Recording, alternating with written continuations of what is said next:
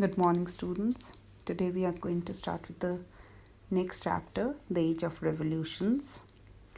The 18th century ushered in a new era in the history of the world.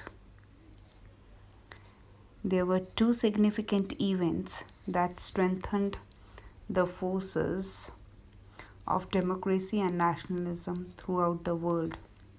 These were the revolutions in America and France.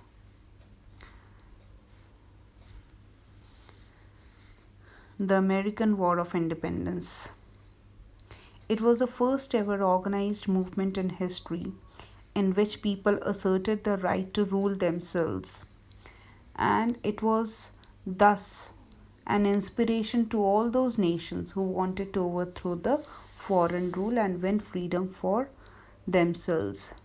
So, this revolution led to the birth of the United States of America. We also call it USA.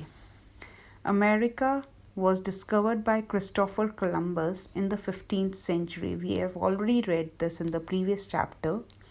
From that period onwards, European countries like England, France, Spain, and Holland, they started establishing their colonies there.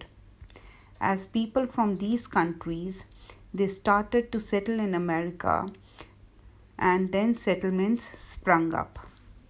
England set up 13 colonies along the Atlantic coast of America, or we can also say along the east coast of North America. The English people who had settled here were having a profitable trade in various items such as tea, sugar, grains, wool, etc. So these colonies were under the control of the British government, and they enjoyed a considerable amount of freedom in matters of internal administration. And they had no political connection with one another. Every colony had a governor, and the colonies did not have a say in terms of trade, economic development, and levying of taxes. So, the local council was elected by the people who resided in the colony, and the British, they followed the policy of exploitation towards these colonies. With the passing of time, due to unfavorable policies, these colonies protested against the British government, which led to the American War of Independence.